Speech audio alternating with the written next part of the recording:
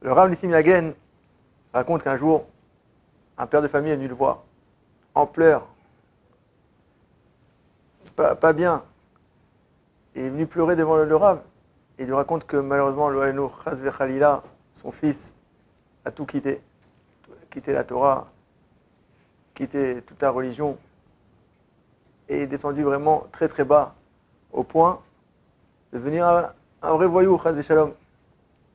Et le père, il raconte au Rav, comme ça en pleurant, qui dit comment est-ce qu'il a pu arriver à ce niveau, alors qu'il a essayé d'éduquer dans la Torah, dans les mitzvot, essayé de lui donner des valeurs. Et il lui raconte en même temps qu'il avait un voisin de palier qui a aussi éduqué son enfant dans les mêmes écoles. Il est pris dans la même synagogue. Ils étudiaient ensemble, les deux pères, le Daf Yomi tous les jours. Ils priaient ensemble. Et son fils à lui, c'est devenu un grand sadique, Tamid Chacham. Il dit, je ne comprends pas. Il lui raconte que son fils est devenu Racha et le fils du voisin est devenu sadique, alors qu'ils étaient vraiment tous dans le même moule. Alors le Rav Yagen, il lui a dit, je vais te raconter une histoire.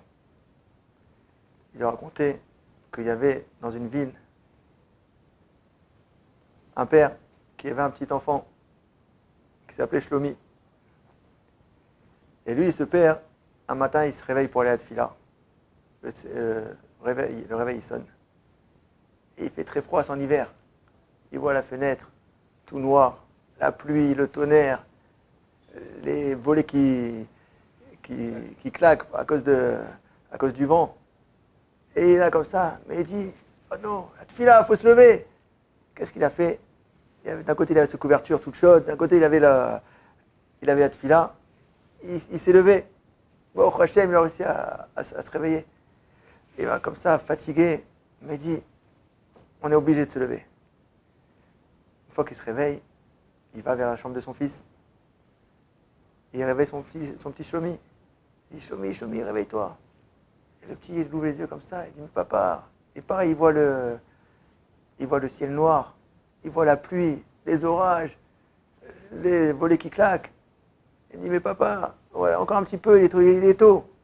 Et son père, il dit, mon fils, on est obligé de se lever. Il faut aller faire la tfila. Et il dit, mais papa, regarde, moi je suis jeune encore. Quand j'aurai ton âge, alors oui, je me lèverai. Et lui, son père, il dit, non, mon fils, il faut se lever. Qu'est-ce qu'il a fait le fils? Son père lui a dit, bon, il s'est levé. Comme ça, un peu en grognant, obligé. Il est parti à la tfila. Il rentre de la tfila. Il va à l'école. La semaine passe. Le Shabbat, quand le père il va avec son fils à la synagogue, il voit en bas de la maison les voisins qui préparent leur voiture, Chas v'Shalom, avec des bouées de plage, des ballons. Et ils vont à la plage pendant Shabbat. Et le fils il dit à son père, papa, pourquoi ils vont à la plage? Et nous on est comme ça, on va à la synagogue. Il dit non, c'est assourd, c'est écrit dans la Torah, c'est assourd, il ne faut pas aller. Et c'est comme ça, nous on sait, on fait ce qu'il y a écrit dans la Torah. Top. Et lui il va à la synagogue, le petit Shlomi, on va dire, mais d'un côté ils vont à la plage, on va à la synagogue, bon, il va. Le temps passe encore, et un jour il voit son père, comme ça en train de lever des bouts de bois, avec un marteau, fatigué, en train de taper comme ça dans son balcon, pour essayer de faire une souka. Et son fils, il dit, papa, qu'est-ce que tu fais? Il dit, non, il y a marqué dans la Torah qu'il faut faire la souka. Donc il tape comme ça pour faire. Il est fatigué. Il dit, le Rav Yagen, cet enfant, comment est-ce qu'il grandit? Il grandit avec la Torah comme une obligation, comme un poids. Donc quand il ne sera plus obligé de faire ça, qu'il n'y aura plus son père qui va l'obliger, et qu'il aura son libre arbitre, il va tout lâcher et il fera ce qu'il a envie de faire.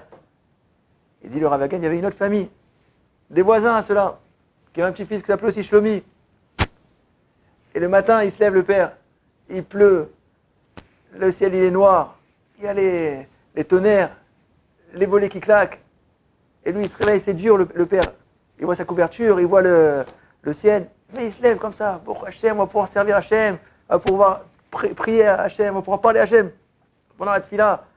Et il s'approche, il sort de la chambre, et il va réveiller son fils. Il réveille, il dit Shlomi, on va aller faire la tefila. Et Shlomi, il ouvre les yeux, et qu'est-ce qu'il voit? Il voit son père en train de danser dans la chambre. Il dit papa, qu'est-ce qu'il y a? Il dit regarde, on va pouvoir parler à Hachem ce matin, on va pouvoir se rapprocher d'Akadosh Baruch Hu, on va avoir un moment privilégié avec Hachem, on va pouvoir lui faire toutes nos demandes. Viens, on va prier Hachem, on va à la tefila. Ah, le fils se réveille, c'est dur, mais il se réveille, mais il va avec Simcha, avec son père à la tefila. Quand quelques jours après, il va à Shul le Shabbat, il voit les voisins qui préparent leur voiture pour aller à la plage pendant le Shabbat. Et Shlomi demande à son père, papa, qu'est-ce qu'ils font? Il dit, ah, miskinim, les pauvres, ils n'ont pas le srout de faire Shabbat. Ils n'ont pas le grand cadeau, ils n'ont pas reçu le grand cadeau qu'on a nous, cette joie de chanter Shabbat, de manger bien Shabbat, d'être en Bessimcha. Il faut prier pour eux, ces pauvres. Et le fils, on va prier pour eux, miskinim, les pauvres, ils savent pas. Et quand, quelques mois après, il y a la fête de Sukkot qui arrive, il voit le père en train de porter des bouts de bois et un marteau en train d'essayer de faire une soukha. Papa, qu'est-ce que tu fais? Il dit, là, je prépare la soukha, comme c'est écrit dans la Torah, quand il y a Anen et Kavod, les nuées de gloire, on va être avec la shrina est dans la soukha. Pendant une semaine, je ne veux pas bouger la soukha, tu te rends compte la simcha qu'il va avoir dedans, Vesamarta, Bechagecha, etc. Et le fils dit, papa, je peux t'aider, il prend le marteau, il commence à l'aider, etc. Et dit Rav Hagen, quand ce Shlomi va grandir, comment est-ce qu'il va avoir cette Torah? Comment il va avoir tout ça? Pas comme un point d'obligation, comme la simcha, comme avoir envie de se rapprocher avec Al-Boukhou. Ce qui est écrit dans la paracha Kitavo. Tachat asher lo avalta et Hashem elokecha besimcha, utov levav merov kol. Il y a au moins 60 psukim, 60 versets de malédiction dans cette paracha. Et au milieu, il y a ce pasouk qui nous dit, parce que tu n'as pas servi Hachem, ton Elohim, avec joie, et avec bonté du cœur, de l'abondance de tout. Pourquoi est-ce que quelqu'un va recevoir les malédictions? Parce qu'il n'a pas servi à que le Boukhou Bessimcha.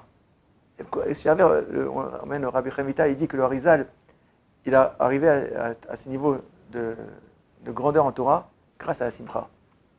On dit que Bessimcha, le mot Bessimcha, être dans la joie, c'est les mêmes lettres que Marshava, la pensée.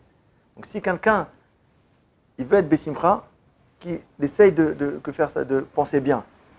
Alors Bet Hashem, qu'on essaie nous aussi de servir avec le Boukhou Bessimcha pour recevoir toutes les brachot, avec le Mashiach. Amen.